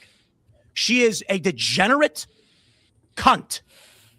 She is burning everything down, and she's gloating. Sorry and about the language warning. You fucking told me she has no security. She doesn't fucking deal with the shit we have to deal with. She's a piece of shit. She's making everyone else suffer. And all of these fucking conservatives out there that send me these fucking messages have no fucking balls to call her out. More and more people have started doing it. They send me these fucking messages. Good for you, Tim. Good for you, Tim. I wasn't the first person to do it. I'm not going to take credit for that. But don't fucking DM me like I did something for you as you cower, as you fucking cower, scared that she'll put you on her thumbnail and claim you benefited from Charlie Kirk's assassination, which he's doing to me right fucking now. Yeah, that was the... I'm fucking done with these people. She has security, just not on the level of you.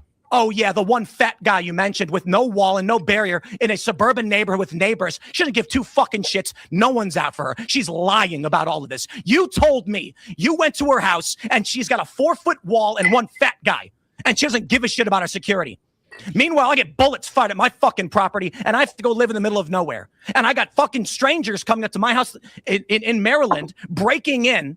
I got people showing up and beating up the residents who try to live there. How the fuck am I even supposed to sell this property? And she claims she liked Charlie, she loved Charlie, and she is burning everything down that he built because she is evil. She is evil. And I'll say it again, this conservative movement is fractured, it's fried, whatever it is. Okay? Republicans are on track to lose the midterms.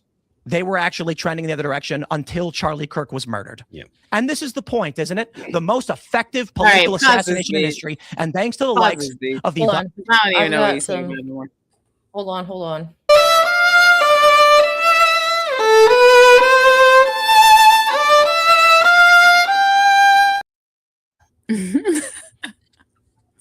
And this is what happens when he takes the hat off.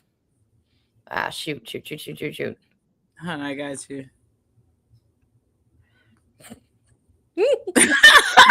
That's what I think he looks like after he does that whole rant. His shit be sizzling. Just sizzling off the top of the beanie, bro. Like, how many beanies do you have to use every day after you do that? What a stupid, vile human being. Bruh, I didn't know shit about him until he pulled up on some, and that's why this is what I've been saying. I should have pulled up like my video a long time ago, like last week when I was talking about this, because all these bitches was sitting out here arguing amongst each other. I'm like, bruh, why do we have to be here? I don't give a fuck. Can y'all go to the corner of 35th and MacArthur? That's where we all used to fight and beat each other ass. If we had a fight after school, we would just like be like, hey, meet me at 3:45. We gonna put hands on each other. Somebody gonna win, somebody gonna lose. Fuck it. You know what I'm saying? And then we gonna just bow, bow, bow. Oh shit, I lost. And we going about our day. These bitches, why we gotta be here? You know what I mean? Why we gotta be here? I don't give a fuck. I don't know you, Erica, and you look weird. You're actually I don't want to know you. Creeping me the fuck out. Candace, you whack. Tim, looking like the dude from Home Alone. You know what I mean? Like, I don't want anything to do with y'all. Hold on, I want to see if I can find this photo. Oh, here it is. Oh. What's up, Pitchy? What's up, Pitchfork Dragon? What's up, Jazzy? She said, what did Jazzy say? She said, oh, without a beanie on, he looks like a big toe. Damn. Yeah. Or a piece of the Bride of Chucky. No, for real, bro. There's a whole video I seen her where they were like, bro, she look at her evil eye. She looking real creepy. There is no light in those eyes. It is just Nah, darkness. She on some major creepy shit. Like, I think, darkness. hey, if you see an Erica Kirk doll on your porch, bro, burn that shit to a crispy. Okay. Get some holy water, some garlic, and put it down. All that shit. So let's see what Hawk has to say about Tim Pool. Oh yeah, I love Hawk. So what happened? This one goes last on weekend, a little longer, so just earlier hang this tight week, 'cause he talks slow. podcaster Tim Pool, who is completely bald but wears a beanie 24/7 to the point where it makes him look like one of the South Park kids with a beard and a mustache. Last weekend, somebody in a car pulled up to his home I think it's in Harpers Ferry, Virginia. Somebody in a car pulled up to his home and stuck a gun out the window and opened fire and shot up his house, thinking that he was inside his home. Somebody pulled up in a car, stuck a gun out the window and opened fire and shot up his house. And for the first 2 or 3 days after that happened, several things happened. He put out a tweet saying, "This is what happened at my home." Somebody pulled up in a car. I'm paraphrasing. Somebody pulled up to my home in a car, stuck a gun out the window, opened fire, shot up my house. And then he added at the bottom, "This is the price we pay for speaking out against evil." Very strongly implying that it was someone on the left that pulled up into his home, stuck a gun out the window and opened fire on his home, thinking he was inside his house. This is the price we pay for speaking out against evil. And then over the next couple, and so he refused to report the incident to the local police. He has extensive security on his property, cameras, video, recording. He refused to give his security camera footage of the car and the shooter and the shooting to the police. And I was like, that seems kind of weird. Why would somebody who experienced a drive-by shooting at their home, who has video proof, video evidence of the car and the shooter and the shooting, refuse to give that footage to the police? That was curious to me. And then he went on his podcast for 2 days and absolutely fucking railed against Candace Owens. Can you pause this right here? Because he said that Candace Owens.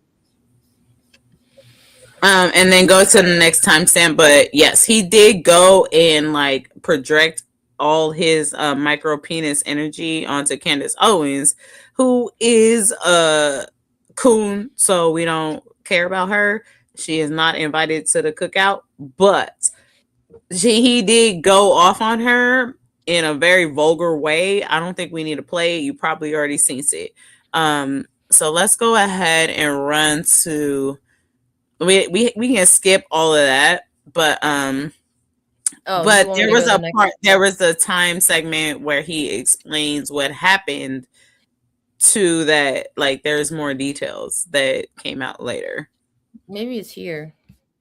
I'm trying to pull it up. Get to today on Friday. There we go. Where Tim Pool acknowledged that brothers fight, brothers disagree, brothers have arguments with one another, and sometimes brothers fight with one another. I've had fights with my brother. There was one time when we were younger, it must have been around 1981, so I would have been around 13 years old. My brother and I got in a fight over a bag of Doritos. I kicked him in the balls as hard as I could, and he responded to that by punching me in the head and knocking me out. And I fell down to the floor. I started frothing at the mouth. An ambulance was called. I woke up in the hospital, and I got to eat Jell-O. And while I watched the very first space shuttle take off, the very first one, that's how brothers fight. Brothers don't fight by pulling into each other's driveways and sticking a handgun out the window and opening fire with a gun.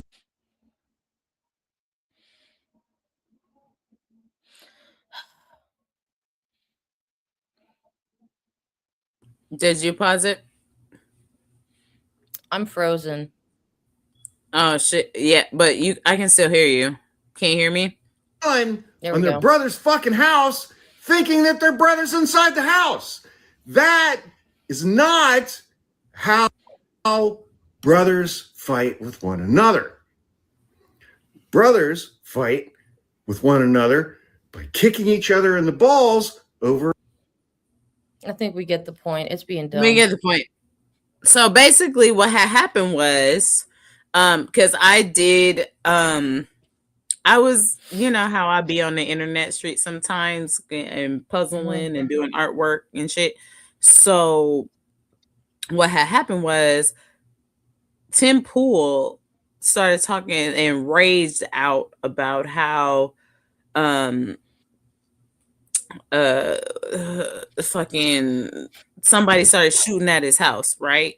And the left is a part of it, and I get he's just mad at Candace and everybody, right?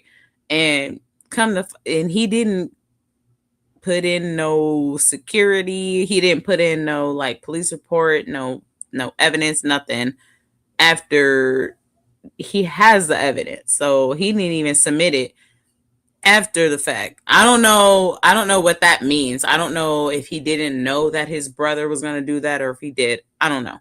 But apparently it was his brother that pulled up and got to blicking on him, right? Up the pole on his ass and up the pole at the house.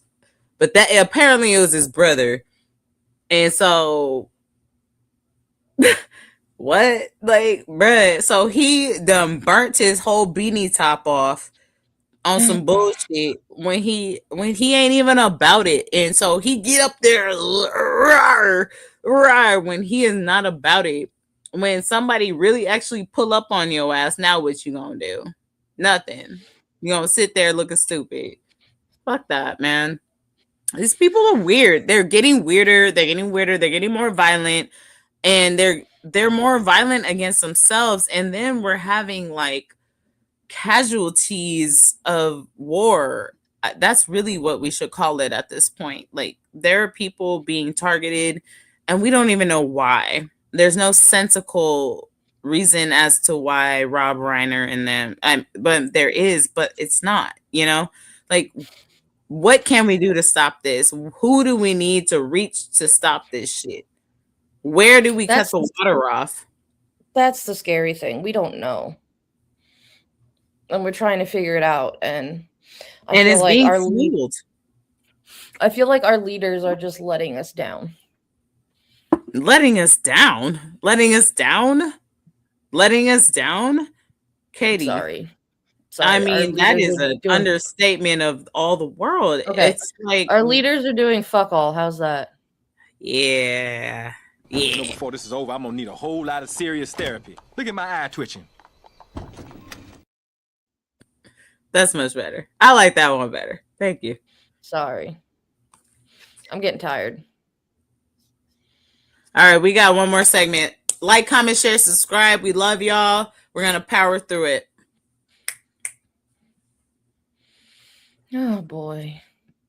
Yep. Erica Kirk just released the lineup for Turning Point USA's America Fest. This shit must be like Coachella for conservatives. Look, you've got all of America's favorite fascists turning out to Phoenix, Arizona for this totally necessary event. Look, JD Vance will be there, Erica Kirk, Tucker Carlson. Hey, is that Steve Bannon? I thought he was busy partying with that guy, Jeffrey Epstein. Trump Jr. is going to be there. Lord knows we need to hear what he has to say about politics. There's our favorite CIA plant, Tulsi Gabbard. Megyn Kelly's still around.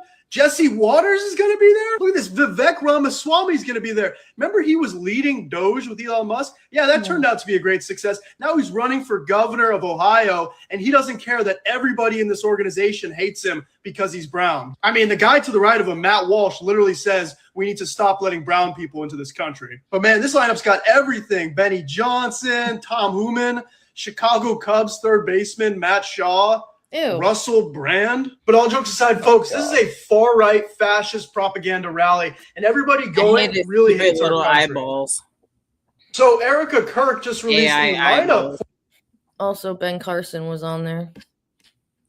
Someone take away his medical license. This is where we've gotten to, like,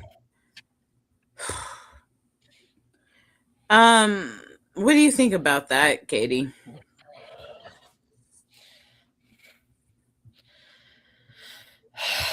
I'm just tired of all of it.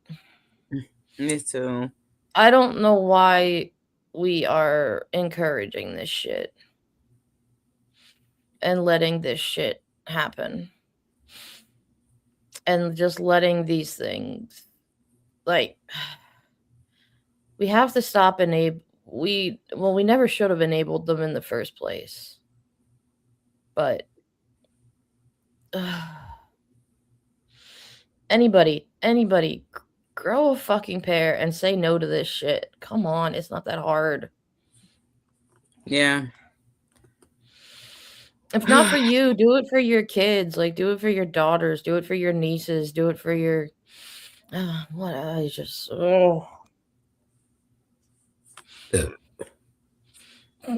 So there's one thing that I wanted to show.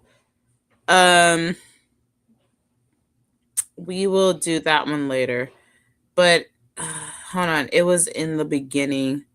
The punk rock kids are all right. Do you have that link in the doc, Katie? Mm-hmm. I like that one. Okay, give me a sec.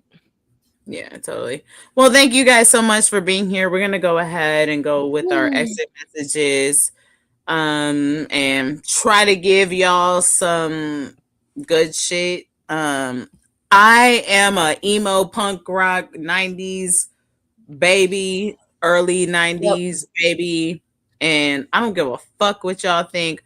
I am never giving a fuck what y'all think. I'm gonna live my life because I knew that I was being set up for some bullshit. So I think I'll be all right. But you know what? I got some hope from these kids too. Grunge is my favorite. Alice in Chains is my favorite. If you could change one thing about the world, what would it be? Oh man, the government who's running this country right now. What's going on with the country? How you feel it's being ran? Trump's a fucking dickhead and it's ruled by fucking Zionists who want nothing to do but fucking propagate and keep supporting genocide through our taxes. And it's not It's just a bunch of fucking bullshit. There should be no war, and people should be allowed to live where they live in peace, regardless of any restrictions by anybody. This world's for us, not them. They don't get to choose where we live. Thank you. How about you, good brother, man? If you could change one thing about the world, what would it be?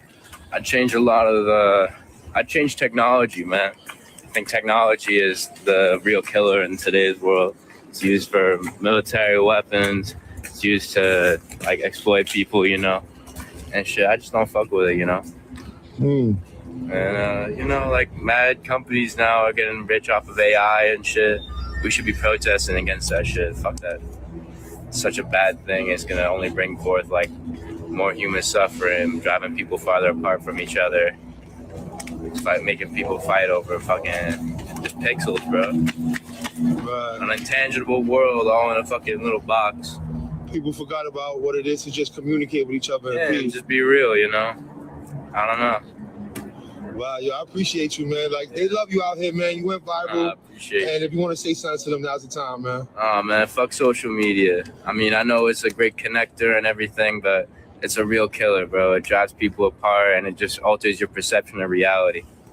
Thank you so much, man. God bless you, man. Have a good one, yeah? Yo, you too. Yo, what's up, man? If you could change one thing about the world, what would you? You know, people think that the punk movement is all this like heavy shit of like, whoa, so angry all the time. But it's like, it's literally just let people live their fucking lives. It's none of your goddamn business, and let me rock out to the music I like. It's actually even more. It's about those people that get, I don't know if you've ever seen, American Idiot on Broadway. If anybody has ever seen Green Day's American Idiot on Broadway, it is phenomenal. And it has this whole story of Saint Jesus and just the people. Saint Jimmy. Yeah, Saint Jimmy. Jesus of Suburbia. And all these characters that are just so downtrodden, but seem to be the only one that are able to hold up the hope of like humanity, you know. And sometimes the most dirtiest, most grungy people are the ones that are holding fast to our humanity, and that's how I've always felt. You know, I can't look grungy as a Black woman. I have to have some sort of presentation, and use my things as I can. But yeah, I always have felt very grungy, very like punk rock kid, rock and roll. I don't give a fuck about like what I was told to like do and be. I've long gotten rid of that. Whenever I go somewhere for like my music stuff, especially, I'll bring my backpack and I've got all this on it. So they know what I'm about. My favorite is the uterus with giving you the finger. Nice. Uterus is like fingers, I think. I don't know.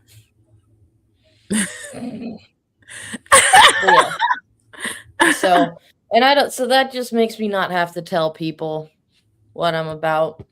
You know, but I think that we've lost a part of our humanity, and I'm not willing as a millennial, and the reason why I started this page and started this movement as a millennial voice is I'm not willing to go back to the trying to work myself into a world that I got duped by, that I got played by. I'm not doing it. I'm going to figure it out in a different way. So, you know what I'm going to do? I'm going to take my ass to New Orleans on New Year's Eve, day of, fly out there from Oakland, get out there by 4:00, change my clothes, look good as fuck, put on my makeup, look sexy, go ahead, party. Yeah. Ooh, go dumb. Oh. All right, time to go like Cinderella, bitch. I'm gonna switch my clothes back on, put on my backpack, and take my ass back to the airport, and I will be back by fucking New Year's Day in Oakland, California. That's what I'm fucking doing. I'll be lucky if I make it to midnight. Well, that's what I'm doing. That's the only way I could do it. I'm jealous. Like I would love to do that. This is the first time I'm really gonna live my adult life like without anybody with me. I'm not staying long. I'm just gonna do a Cinderella moment. I'm gonna go party, look beautiful, be the belle of the ball, and then I'm leaving. And everybody's gonna be like, "Oh my god, who was that?" And they won't even know. Then I'm on the plane. I'm going back to Oakland. I'm smoking a blunt, taking my ass back to the house. Cause traveling on your own is not bad. You just have to be kind of like aware of your surroundings. Of course, but I've done it a couple of times. It's only gonna be a day. Yeah, I can handle that shit. I traveled by myself when I lived in Vegas. I came back to the East Coast for like a week, and I flew by myself. And then I went to Deanna's wedding, if she's still in here. I went to her wedding in like the border of South Carolina and Georgia, and it was within like days. I had a broken foot, and I was in her wedding, and I like I took the boot off because they got married like in the sand. But you was looking cute. Oh, we all look cute. That was a fun time. There's a picture of me like it was like rainy like every day except the actual wedding day. And I gotta find it. There's a picture of me standing on the sand, and I've got like a towel wrapped around me. I've got my boot on my foot and a bucket like on my head. And the caption is like, I thought the beach was supposed to be fun or something. I was just like, no, this isn't. Oh, I gotta see if I could find that because that was funny. But okay, what do we have? Some exit messages? Is that where we're at? Yep. Your haircut looked hella cute, by the way. Hey, everybody, y'all like Katie's little flip that she got? Because that flip is looking. Ooh, girl. Ooh, look at that. Listen, I haven't had my hair cut. I haven't had my hair cut in like 6 months. Popping. I haven't got my hair cut in like 6 months, and the lady that cut it today was like, "It didn't look so bad when you came in." And then I looked at it, and I was like, "Ooh, girl, you got a rat's nest up in here." I was like, "Thanks." I have a toddler. No, but it's looking fresh as fuck now. All right, let's go ahead and do our exit message. Thanks so much for being here. Like, comment, share, subscribe. Make sure you bring friends next time. You already know that me and Katie only bring friendship and family and somewhere you can hang out and process all these things. So these are exit messages, and go ahead and run it. All right, let's see. And welcome back. A lot of you all have said, Rashonda, you're not a chiropractor, but you stay setting us straight. And to that I say, thank you. Today, we're here to discuss something that has a lot of you all sad and confused, but I'm here to help. It's really very simple. Let's check the board. This is the United States of America, okay? United States of America has had 391 plus shootings this year.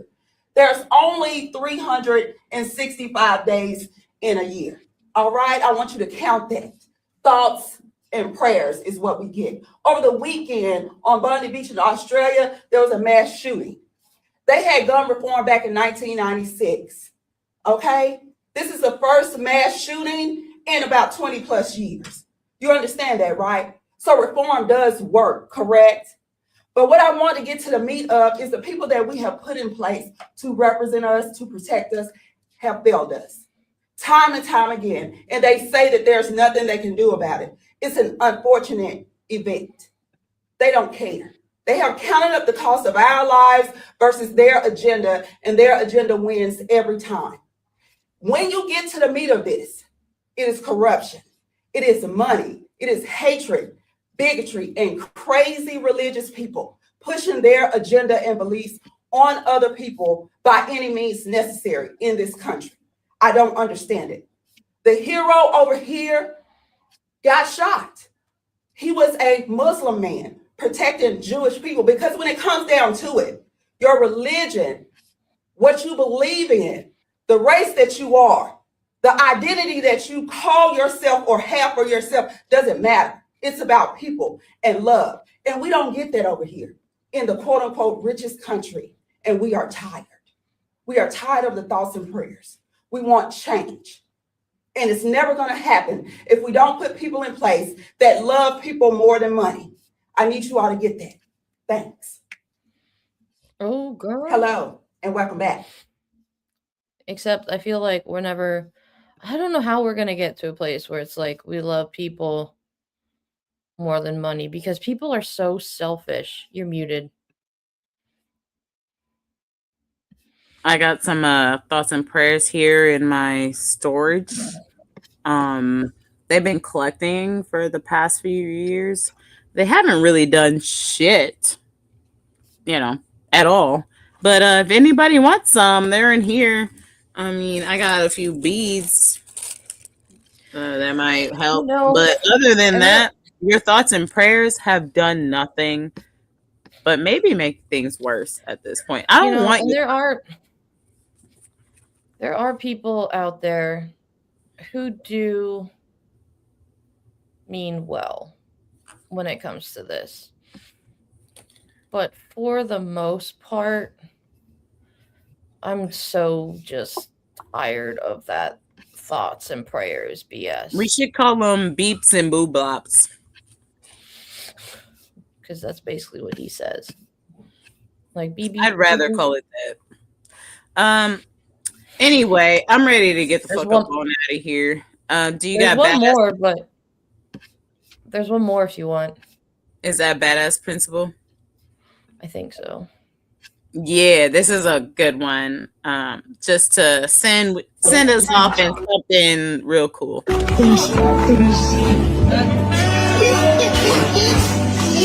Hey Josiah, I bet you didn't think your little stunt will make it to this side of the internet, did you? You know what? It amazes me how many students don't realize their principals also have social media. Because guess what showed up on my feed? You somersaulting the shared supply bin in slow motion. I'm actually going to try something new and give you a break. You're not going to get a pass to my office. Because your dad has already agreed to spend the entire day with you tomorrow. He informed me that, and I quote, "I have set aside matching outfits for our Father's Sunday." He mentioned something about some overalls. But I will say, cameraman, Damien, yes, I do know your voice, and Herman, because you're sitting there without your Chromebook doing no work, again, you both will receive a pass to my office tomorrow. Oh, and one more thing. Mr. Cook, weren't you told time and time again to stop leaving your classroom unattended while you make copies? Little Mia did inform us that you came by her classroom asking her teacher to keep an eye on your students. You were gone for 30 minutes. That is completely unacceptable. You too will receive a pass to my office tomorrow. Oh shit. Oh my god, that's funny. Like that's one of those teachers you would be like, oh shit. Oh, okay. So I found it, that picture I was telling you about, just to get some silly. Here I am at the beach. What the hell you doing in the frozen beach? It would be funny, they said. Like, it was so cold and rainy that day. I mean, you ain't even got no leggings on. Now, Katie. Listen, hey, I couldn't Put pants on. I couldn't put pants on because of my boot. Nah, bruh. Nah, you need to put on some pantaloons, some britches. What? I swear, it was only sunny like the day of her wedding, which was good. Nah, bro, you need to have them long johns on, some leggings. The last time I wore long johns, I think I was like 12, and it snowed. Yeah, when it snows, you're supposed to put on the long johns, so your toes don't break off into the sand and shit. You feel me? Have you ever had those what are they, like the hand and feet warmers No, I never had to have that shit because I'm from the warm part of the town. I don't know what that shit Dude, is. these foot warmers that they would have, like, so what do you do is you rub them together and then you Oh, like your hands yeah. get warm and your feet. But the feet ones would like feel like your feet were on fire. Yeah, until your shit is on fire because it done froze off because you ain't got no shoes on, Katie. I seen it. I cannot trust you. You didn't have on no damn leggings, Katie. I'm gonna need you to put on safety gear so that your toesies Listen. do not freeze off and break. They gonna break off in the damn winter. That's what I think is gonna happen. I don't know, but that's what I think is gonna happen. I wear shorts until it's about 50 degrees. Then I'll put pants on. Don't say I didn't. Don't. Hey, everybody that seen this video today, if her toe fall off because it froze off and just cracked off into the snow, don't tell me that I didn't warn her. Homie Made Money was like, "Hey, bro, I seen it happen." On my left foot, I only walk on 4 of my toes. I have all 5, but I only walk on 4 of my toes because my pinky toe is like crossed over to my Wear some freaking long johns and some heavy socks. I was born and like some that. gloves. I was born like that. Like you know those like shoe socks that have like the toe separators or whatever. Yeah. I can never wear those because of my feet. Well, then don't go out in the snow. You're gonna lose a toe. You're gonna lose a toe, lady. Yeah, well. Smells like quesadillas in my house now. Oh, quesadillas. Mm-hmm. Okay. Hey, Graham, sir. I'm gonna need you to make sure she's wearing her proper winter gear so that she doesn't lose any appendages. He's not the person to say that. He wears shorts all year round. The psychic said it. The appendages will go missing. Make sure you're wearing your scarves, hats. Oh, I always wear a scarf because like when it gets real cold, my asthma. My asthma gets fucked up with the wind and stuff. Like, and when we go up to his parents' house, it's like the one year it was like -10. Man, you better keep that core warm, keep them, but it really starts with the head, shoulders, hands, toes. Yep. Yo, shit. Once that go, everything gone, bruh. For real. Oh, well.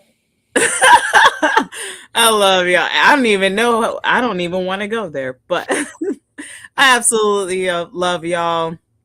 It was a really good show. Do we have anything else or did we get there? We got there? We got there.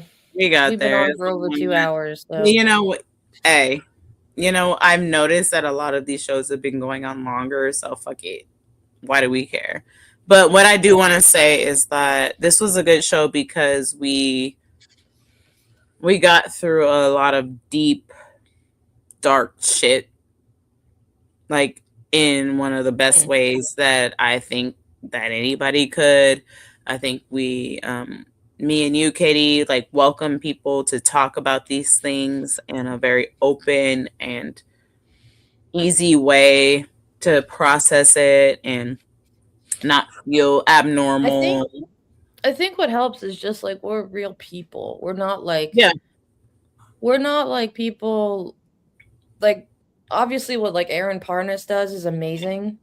But like we're not like that. That's not our whole lives. Like we're just trying to show people like we see what you're going through. Yeah, and we experience it personally as well. And there's a lot of these things that I really need people to understand is that just because you aren't physically at that moment experiencing what you're seeing right now, you will in some way get like a rebound or get like a shock or like a wave shock of the damage. I don't know what you aftershock, you know what I mean, of the damage that has been done. So like coming up for this next year, the ACA is done. That shit gone. That shit is gone. I'm actually very happy that I never had it because now I don't have anything to worry about. Y'all coming down here with the rest of us. That's what's happening right now.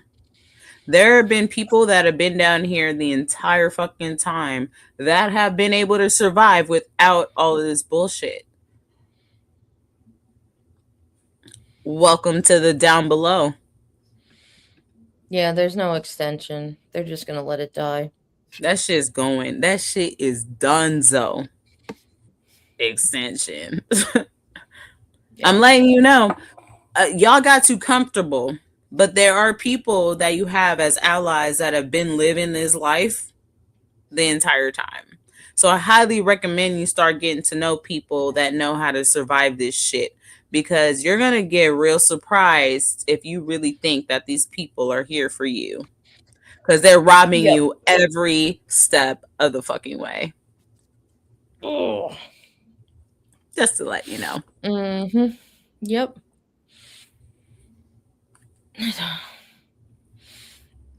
I'm tired of shit, Grandpa. With us too fucking mad. I posted that on a Reddit thread the other day. It was I think it was in reaction to him talking about Rob Reiner. Like, I posted that gift and got like awards and shit. I'm tired of this, Grandpa. With us too fucking bad. All right then. We out of here. Yeah. All right then. Y'all keep it gangster out there. We love you. Thanks so much for being here. I know this was a harder episode, but I feel like me and Katie carried it pretty good, and we are always a safe place to land if you ever want to just come and hang out with some real people. So be sure to like, comment, share, subscribe, and do all those good things. You can watch me flip my hair. Oh, what is it? No, the emo cat. I sent you the emo cat with the slit. This is my life. Better than Grumpy Cat. Anyway. All right. See you guys. Keep it gangster.